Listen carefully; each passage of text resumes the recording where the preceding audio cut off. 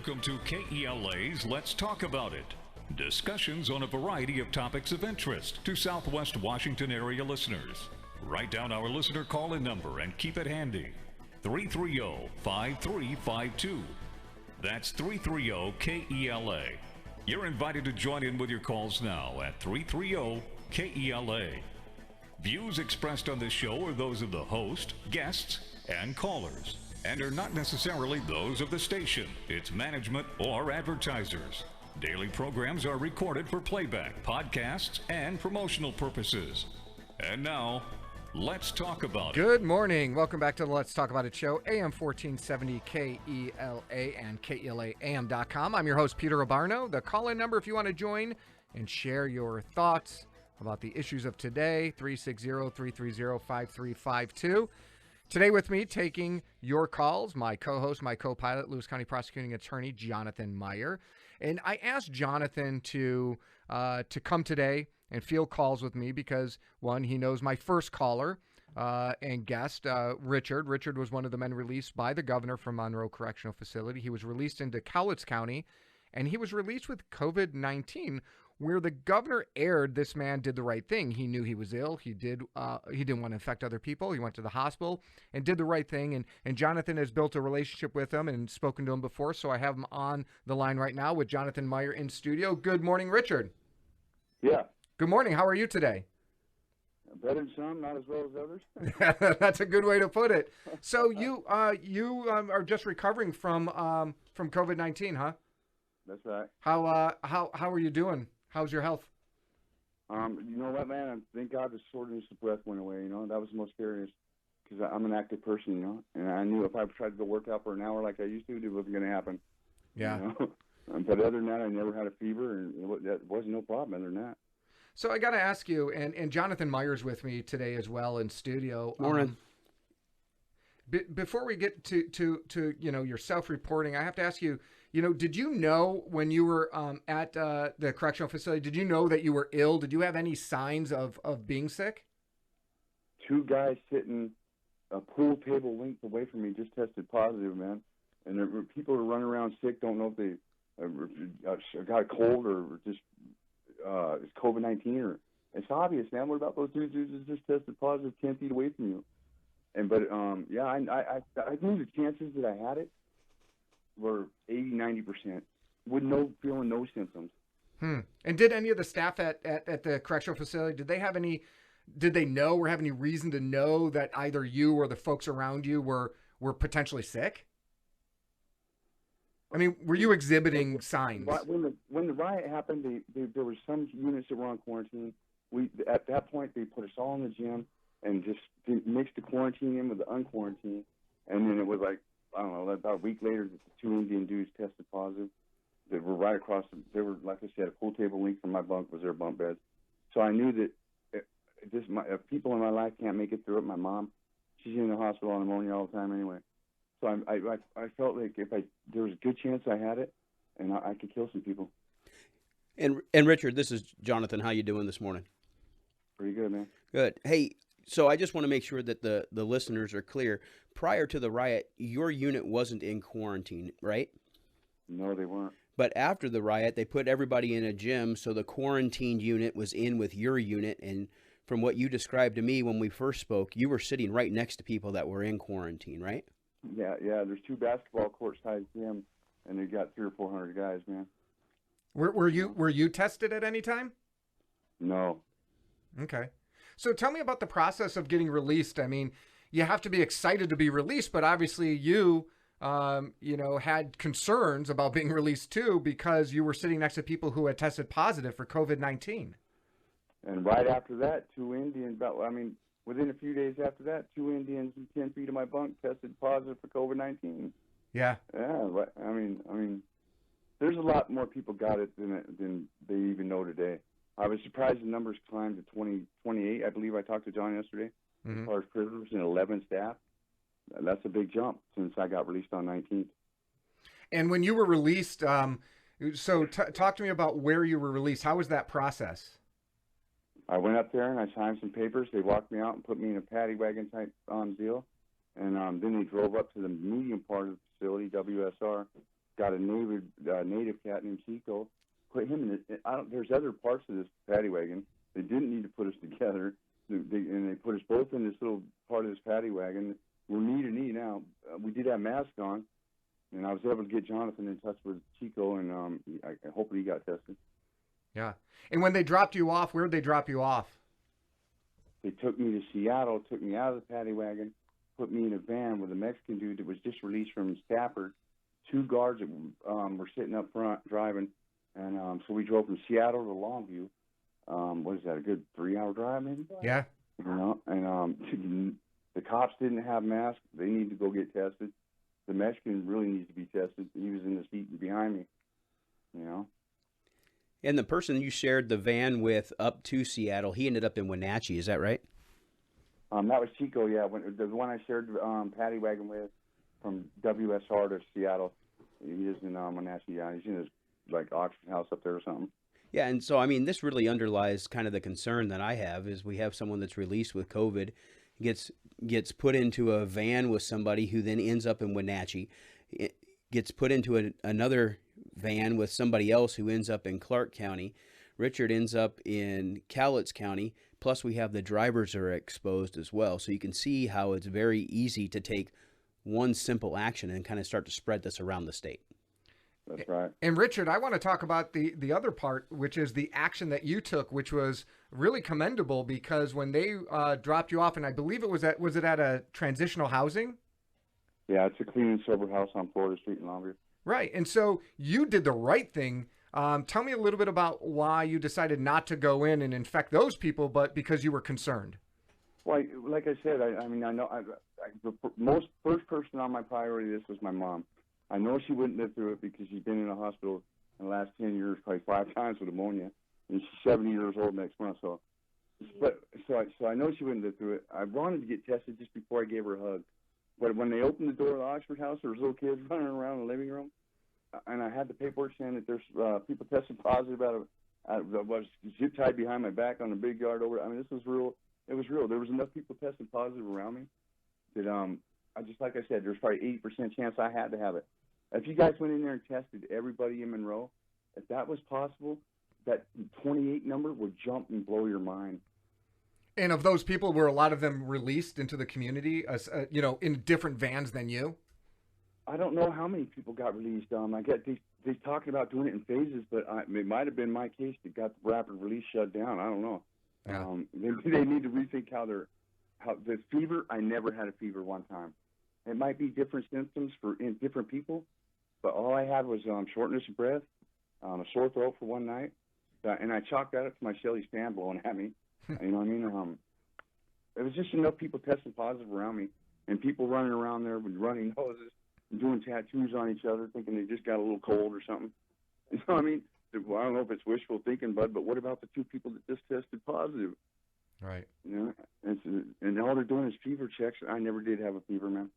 So when you got released and you're at this transitional housing, right? And then you decide, I'm not going in there. Where did you go after that? I walked over to my mom's and grabbed a mountain bike and went in a lock and drove right to the medical center at the hospital. Right. And did they test you right away? Did they admit you? Yeah, they admitted me immediately. I showed them the paperwork I had where I was released from Monroe and told them I had a short of breath, a sore throat a week ago. And just because the amount of people that are around me that I know are sick, they don't. And temperature checks don't work. That's what they're doing to get on prison grounds, the guards. They got to drive up and get a temperature check. You're telling me, and the hospital's telling me I tested positive for COVID-19. I never had a fever. What were some of you? So once you check in, how long were you at the hospital? And while you were there, what were some of your symptoms? Like I said, the shortness of breath and a sore throat that lasted about 8 hours a week ago, and that was it. Okay. And did they keep you for? Did they keep? I had you get the fever and chills. I did that without the fever, and it was I was hella cold or something, and that was lasted one night, but none of this was all together. It was it was sore. I think the sore throat came first. It was gone, and then I got a cold chills for a little while. That was gone, and then the shortness of breath kicked in. So Richard, how long were you at the hospital, Richard? Just overnight. Just overnight. And The rest of that day and overnight. have you then tested since then? Tested negative? That's not how it works, man. All right, tell me how it works. Once you stop doing the health department requirement is 72 hours after you stop showing symptoms of any kind. Okay. And so yeah, I would have loved to got tested. how are you protecting the public and your mom right now? I mean, are you taking precautions? Yeah, it's where I can. I gave my mom a hug but social distancing, I'm taking serious. I was just explaining to a friend of mine that, she's like, but just come and go as you please. It's not like that no more. Keep your distance from people. If they don't need to be in your space, keep them out of it. That's how I'm dealing with it. Yeah. Well, I know I just want to say thank you to Richard because it was a big leap of faith for him to having just been released from prison to get a cold call from a prosecutor and actually sit and talk to me. So I appreciate that. Part of the frustrating thing is there was no communication with Cowlitz County at all as far as, hey, we're releasing somebody that was in quarantine, that was in a unit that has positive tests. I'm sure Cowlitz County would have taken precautionary measures, but they didn't have that opportunity. So the good news is that Richard is now healthy and he's out of isolation. And then DOC has changed some of their policies to ensure that this hopefully doesn't happen again. But, it's a situation that I don't think should have happened in the first place. I was very upfront with Richard and said, hey, I don't think you should have gotten out. I don't think anybody should have gotten out of DOC. But at the same time, I don't want people in DOC to be exposed, and I don't want people that were exposed to get out and expose others. Right. And Richard did the right thing. I mean, we owe Absolutely. Richard some thanks and gratitude for really having a cool head and making the right decision to actually go get checked out. Yeah, I know that I appreciate it, and I know that one of these days when all the social distancing is over, Richard and I are going to meet, and I have a challenge coin for him from my office just as a way to say thank you for everything that he's done. Yeah, Richard, we really appreciate what you did and bringing these issues to light. I know you talked about folks, and Jonathan too, there are folks who did the wrong thing and made the wrong decisions, a lot of them policy decisions. You did the right thing, and most certainly I want to say thank you. I appreciate that. Thank you, Richard. And I know that when Jonathan meets you for that to give you that challenge coin, I want to be there because I want to thank you personally. Thank you very much. Yep, amen. Thank you. All right, Richard. Thank you, Richard. Appreciate it. And look forward to talking to him again. Most certainly, when you do that challenge coin. So tell folks what that challenge coin is. So challenge coin is just something that kind of developed from the military and was adopted in by the law enforcement community, and it's just an extra special thank you. And so my office has just started providing challenge coins. We're going to do it for drug court graduates. And then when someone in the community steps up and does something extra special, we'll be presenting them with a challenge coin as well. So Richard will actually be the first person that gets a challenge coin from the prosecutor's office. And I want to say too, I mean, with Richard, it's amazing. There's a lot of people that will pass judgment. I mean, look, this world is about second chances. We've all made mistakes. We've all done bad things. And I don't know Richard's, honestly. And I'm not going to even really address that. I'm just going to address there was one really good action that he took. Absolutely. That could have saved the lives of many, many people in Cowlitz County. And that guy deserves our thanks and gratitude for that amazing decision, because although he said his main motivation was his mom, he talked about all the other people in our community and Wenatchee and Seattle. I mean, he was thinking about everybody and protecting them, and that's really amazing. Yeah, one thing he did is he referred to the guy as Chico. He actually tracked him down, was able to contact him, and I got a cold call from Chico that said, "You don't know me," and I said, "Yeah, you're right, I don't. Who are you?" And he explained who he was, and he was actually getting tested because of the steps that Richard took. So, maybe no one would have been infected, but given what we have seen, there's a good chance that other people would have been infected if Richard wouldn't have done what he did.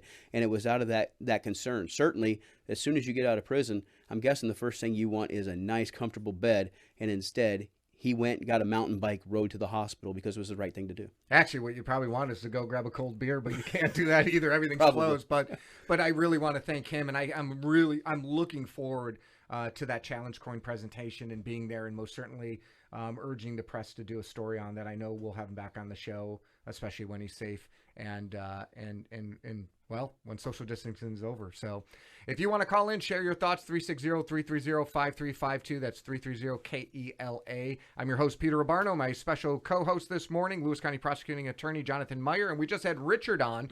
Richard was an inmate who was released from Monroe Correctional Facility by the governor. It was an early release program. DOC did no testing, and he was released into Cowlitz County with COVID-19. And rather than be careless and infect people, he knew that there may be something wrong, went directly to the hospital, got tested, went into quarantine, and saved probably a lot of people. And most certainly, I'm sure, beyond his mom, he saved a lot of folks down in Cowlitz County and beyond. So owe him a debt of gratitude. Thanks for listening to KELA. I'm going to take some more calls if you want to share your thoughts. Again, 330-5352. Good morning. Welcome to the show. Yeah, so thanks to the governor, it looks like a lot of us were possibly exposed to this virus to save these criminals that they let out early. Isn't, and that's that is you know, to Richard and Jonathan's credit, really brought to light the fault in the governor's policy decision. Yeah, I mean, it was, I think, hastily made. Now, we've let people out of the Lewis County Jail early because of the COVID concerns, but we also looked at the individual cases, made sure there was no victim, made sure that they had a safe and stable place to go to, and they were like within days of completing their sentence. And so, you know, there are some tough decisions that need to be made, but just kind of to say we're going to release 1,167, I think was the final number, I think was a pretty broad swipe of the pen. Yeah.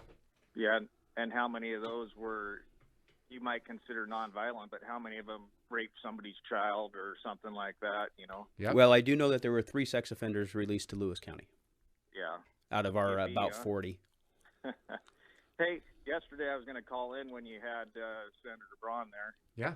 I was going to ask him as well as you, the governor's bringing in a bunch of new energy codes. It was going to take effect in July. Now they're pushing that till November. It's essentially going to probably raise the price of a new house another $10,000 or $15,000 for things that are just ridiculous. A lot of states don't even have standards, and yet we're taking up standards that are way far and beyond what they need to be. So I don't know if the city and, you know, John, you're with the county, if you guys have to abide by what the state brings down as far as stuff like that, or can we do things to get around that? Well, this I know, and I can't speak for the county, but I know with municipalities, there's some ability to deviate from the state. Now, the state can set a standard, and most often, cities just adopt the building codes generally. But no, there's the ability to have some flexible codes. Most certainly, I haven't read through those codes. I mean, I'm not a builder, but I know about them, and I know enough to say that there's a ton of overregulation. And in a time where we're trying to increase residential inventory, this is not the time to institute those types of codes. Yeah, and if you talk to your sitting building officials, they're going to tell you that they're adopting them. They were going to in July, now they're going to in November. So I don't know if that's something that can be addressed prior to November and say, hey, do we really need this, you know? Yeah. Well, I think that's important. I think it's important to review all of those, and most certainly I think that our city is going to review them, and I would imagine the county will as well. Yeah, absolutely. They've already said they're going to adopt them. So yeah, well, that just because you say you're going to adopt them doesn't mean you can't make changes or make amendments to those codes. So it's never final, and we'll take a look at those for sure. Appreciate the call. Yeah, that's a great call. Jonathan, do you want to talk about an interesting lawsuit too? So I got a call this morning, and I know that we had a lawsuit that was filed in Lewis County yesterday, and it was. Tim Iman's name isn't on there, but I know that he's involved with it because he's the one that contacted the clerk's office to discuss filing fees. But basically what happened is Governor Inslee is now being sued in Lewis County Superior Court regarding the restrictions that are put in as a result of COVID. The main, and I've only had a chance to look at it briefly, I got it about 20 minutes before I came over here, and the main gist is an educational piece that because schools are closed down, children aren't getting the education that they deserve. And I think this is somewhat of a new take that we've seen on some of the other lawsuits that are going around, and it certainly questions the governor's authority under the RCW when it's compared against the Constitution.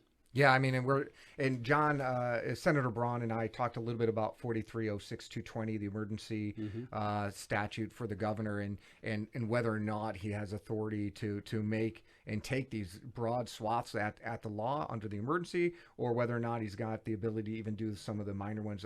Landlord-tenant was a big one that I still object. I don't think he has the authority to amend contracts. Right, and I mean those are separate. For a valid contract, you have to have offer, acceptance, performance, right? You have all those standards. And if I enter into a contract with my bank that I'm going to pay my mortgage at a certain time, why is my bank going to be punished because I decide not to? And I think that he's really interfering with a lot of people's livelihoods. You know, there are people that are landlords, and that's their job. And to say that you cannot get rid of somebody that's not fulfilling their contract, I think it's very problematic. Yeah, I mean, there's a difference between the governor encouraging people to work together to try to find a common ground during this time, and then versus an edict from up high saying you can't enforce a valid contract. I mean, one of my big complaints has been through this whole process is that, you know, the federal government and even the state provides relief to individuals. A lot of times they're going to use that money for other than their contractual obligations like rent. Exactly. And so now what's going to happen, because you're going to have people that are, say, 3 months behind on their rent, are we just going to zero that out? Is that going to be the next move? And if we don't, if they haven't been able to spend that money during that 3 months on their rent, they're certainly not going to be able to pay those 3 months plus the current month when the emergency, quote unquote, emergency is over. And then you're going to have just a groundswell of evictions, and it's going to be very problematic because you're going to, I guess, you're going to contribute to the problem you say that we have. Yeah. And another thing, I don't know if you heard the Attorney General, Bob Ferguson. You and I aren't huge fans of Bob. But he had said that you cannot remove homeless encampments even on public or private land because the governor's order on banning evictions. Now 5918 is a separate statute. If someone comes and sits on your land, kicking them out is not an eviction, right? No, it's a crime. It's a trespass. And so, I mean, if that's the case, I may just go set up a tent in the middle of Walmart and say I'm here, right? Because I'm going to have food, I'm going to have restroom, I'm going to have all these facilities. It just doesn't make sense. We cannot. There are certain times where my rights as a landowner are going to be limited. Obviously, I'm not going to be able to build a high rise on my piece of land. Right. But at the same time, to protect my health, safety, and welfare, you're going to let other people move onto my land and then say I can't kick them off? That just doesn't make sense. You know, we see the eyesore over at the Park and Ride across from the Mellon Street facility. You know, something needs to be done about that, because what are we supposed to do as citizens? You know, you and I go to work every day. A lot of people in this community go to work every day to put a roof over our head, food on our tables, care for our kids, give back to the community. And then we have folks that just come in and squat and get a stay, and that just doesn't seem right, especially when we're talking about private land. Yeah, and what's really frustrating is that up and down the I-5 corridor, the state owns these properties. State owns that Park and Ride on Mellon, and it has become a health, safety, and ecological disaster. And they're saying, cities, county, you can't remove them. This is our property. Right. My guess is the answer would be different if they were camping out on the governor's mansion. The lawn, or in Attorney General Ferguson's front lawn. Yeah. But, you know, it's one of those situations where they try to tie our hands, and they try to wedge things into this emergency that I don't think are appropriate. Yeah. And this is one of them. And I'll tell you, that is going to be one of the first pieces of legislation drafted in the next upcoming legislative session, is going to be requiring the state where they have property in another county or a municipality to maintain that property to the local code standards for nuisances and things. I think that's necessary. Absolutely. I would agree. All right. You're listening. Let's talk about it. If you have a thought, share your opinion. 360-330-5352. I'm going to take a quick break for our sponsor, and then we'll be back with your calls.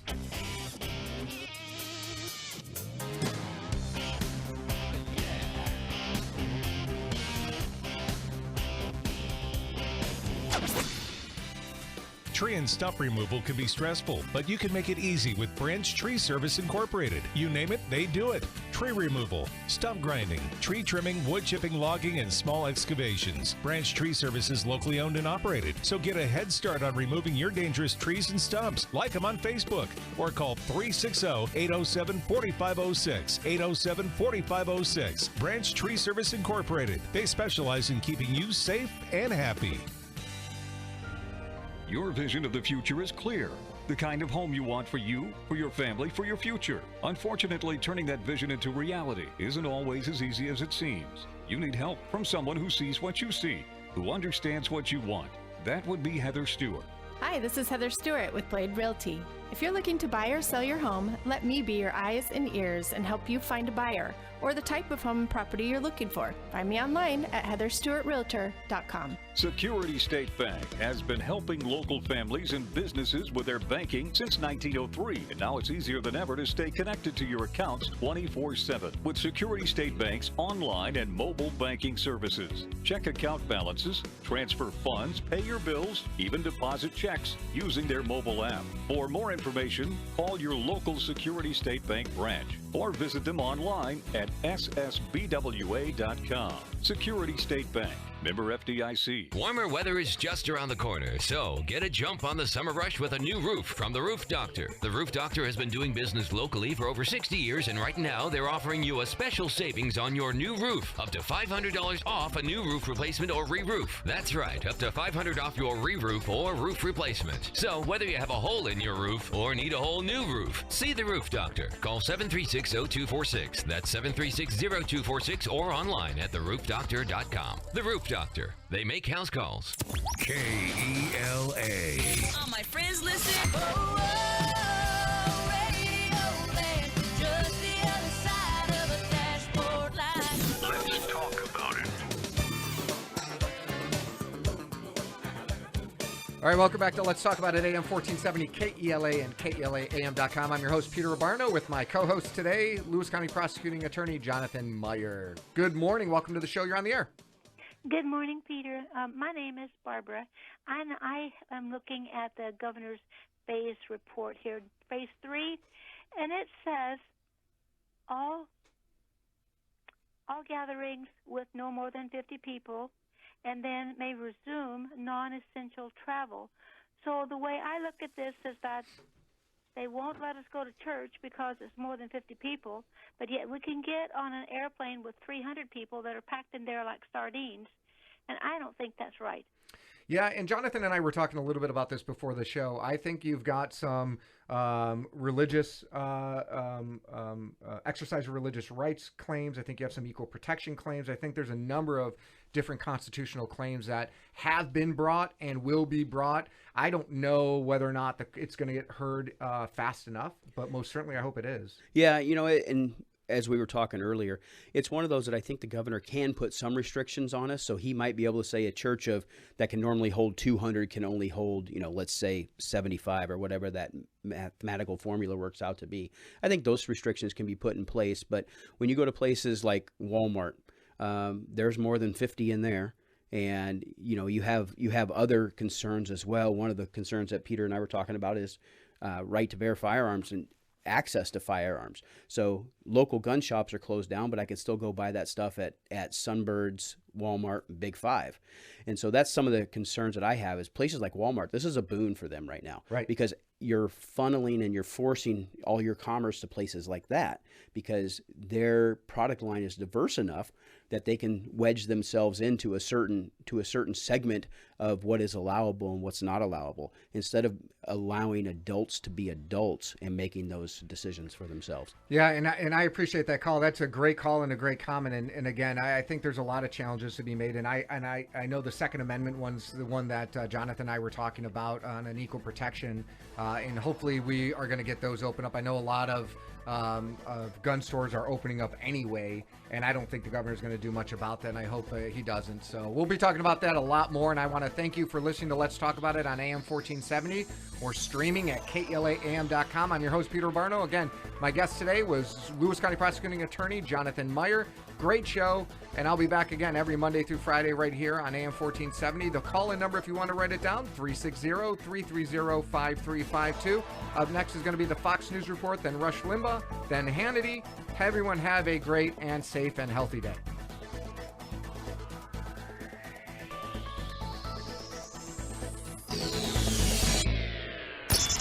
Stay in.